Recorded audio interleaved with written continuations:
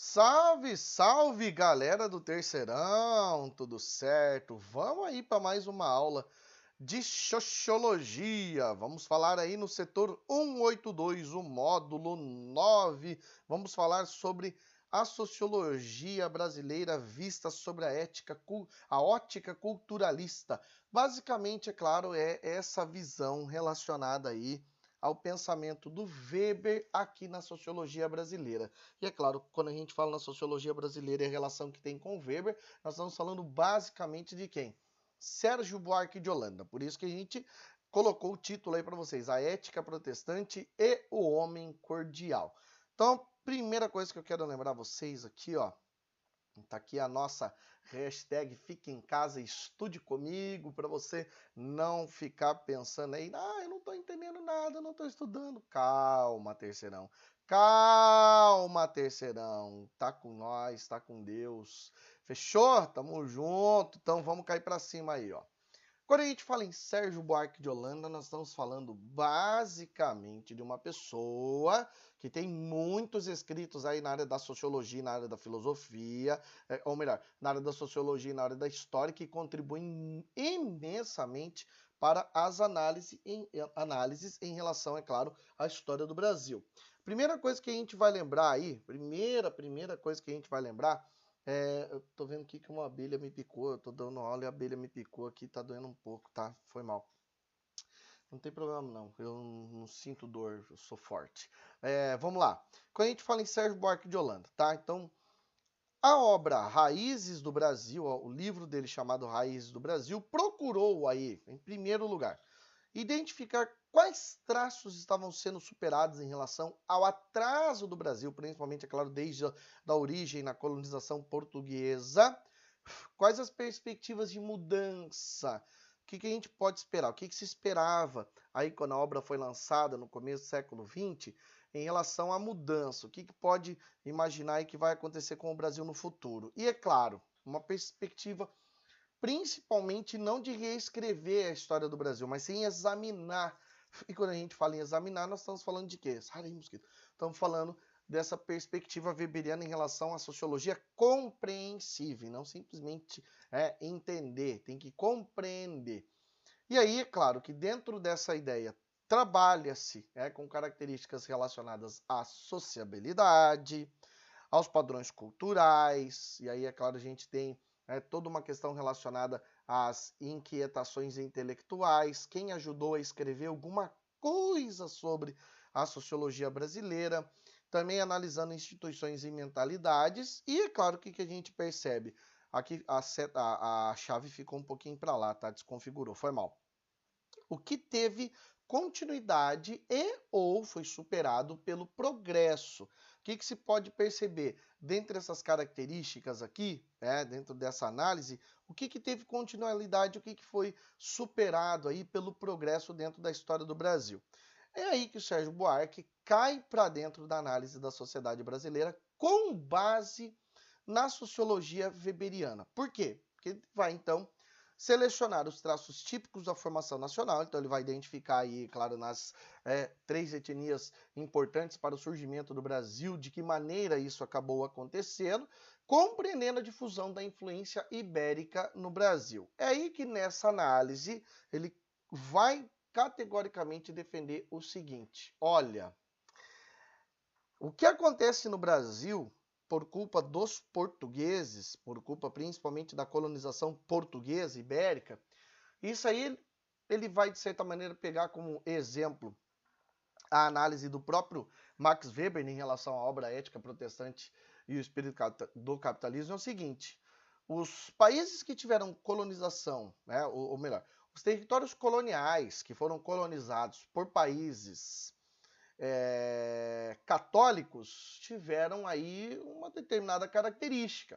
Já no caso daqueles países que foram colonizados por países protestantes, terão outras características. E aí há uma generalização grande em relação a essa ideia, principalmente que ele vai falar, olha lá o que aconteceu com os Estados Unidos da América, que foi colonizado, em primeiro lugar, por um país protestante.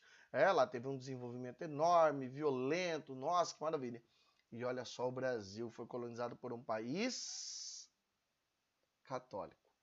E aí, é claro, o Sérgio Buarque começa a analisar e começa a ver o seguinte, olha, então aqui há uma ausência, a ausência de uma ética do trabalho. O português, quando veio para cá para desenvolver o território, ele veio dentro do quê? De uma ética de aventura. Ele veio aqui assim, pensando assim: ah, eu vou para lá para o Brasil. Isso lá em 1500 e pouco, né? Eu vou para lá para o Brasil. Se eu perder, eu vou perder o quê? Eu vou perder pouca coisa. Eu vou perder o dinheiro de, sei lá, um banquete, nada mais do que isso. Agora, se eu ganhar, mas o cara não veio envolvido e preocupado com desenvolver o território brasileiro. Por isso, é claro que deu no que deu, segundo Sérgio Buarque de Holanda, no Brasil, e deu no que deu nos Estados Unidos, na Alemanha, em outros territórios colonizados por protestantes, certo? Isso originaria formas de associação frágeis entre os indivíduos e acaba criando o que dentro dessa cultura personalista? O patriarcalismo, que é basicamente o que? A cristalização das heranças rurais. Valoriza instituições e mentalidades antiliberais, então por isso que a gente fala muito aqui, desde o período do açúcar, a gente fala bastante no que? A gente fala na centralização, na ideia de centralização política e em medidas o quê? Antidemocráticas. É claro que se você falar em uma coisa, não tem como falar na outra, tá? Por isso que, quando fala em democracia no Brasil, é um grandioso mal-entendido. Por quê? Porque predominam, e não sei se ainda predominarão, formas de dominação típicas dessa cultura personalista, segundo Sérgio Buarque de Holanda, tá? O que são essas práticas personalistas e patriarcalistas? É a velha política. Tá aí um exemplo para vocês do senhor senador José Sarney, que desde que se conhece por gente é político. Imagina quantos anos que ele está na política, se bem que nas últimas eleições a família Sarney teve um revés grande aí, mas serve como exemplo, é claro, dessas forças personalistas e patriarcalistas. E também, é claro, aquilo que é típico do Brasil, clientelismo, como vocês estão vendo aí, né? Como vocês estão vendo aí do ladinho, olha o que é o clientelismo. O cara vai lá, ajuda um outro a se eleger e depois cobra o favor. E aí vai falar o quê? Nesse bolso nunca entrou dinheiro público. Não, não entrou dinheiro público, não entrou pouco, né? E aí o cara fala assim, tá de calça nova? Porque se tiver calça velha, aí a gente vai falar que tem. Se for calça nova, quem sabe. Mas ainda assim, infelizmente, vai ter essa questão relacionada a quê? Troca de favores, certo? E também, é claro, dentro dessa cultura aí toda desenvolvida por essa ótica aventureira, relações autoritárias, que infelizmente ainda perduram em nosso país em relação a algumas instituições que vocês, melhor do que eu, sabem e veem que acontece, certo? E aí, qual foi o tipo que surgiu aqui no Brasil? Qual foi o resultado desse processo de miscigenação? Tá esse cara aí, ó, o homem cordial.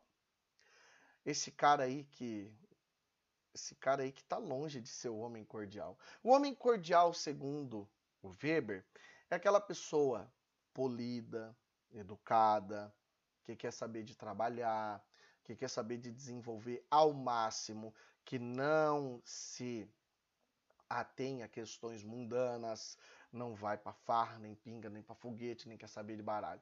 Quem que é o contrário do homem cordial? É o malandro.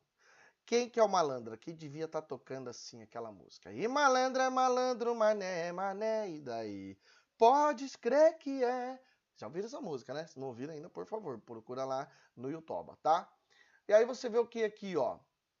O homem cordial é sincero, hospitaleiro, generoso. E o brasileiro? O brasileiro está longe dessas características. Nossa forma de convívio social é contrária à polidez. Percebam vocês a falta de educação visível que as pessoas apresentam em vários ambientes, em qualquer lugar. Você não quer nem saber se a pessoa está precisando de algo, você fala, e aí o problema não é meu.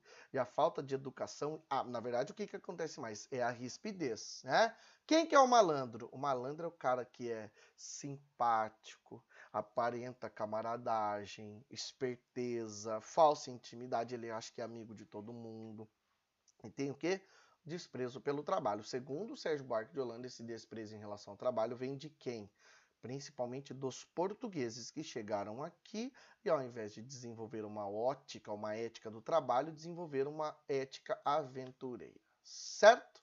Era para estar tocando uma musiquinha, mas infelizmente não está. Eu espero que vocês tenham gostado, espero que vocês tenham aproveitado. Qualquer dúvida, chama nós lá, beleza? Aquele abraço.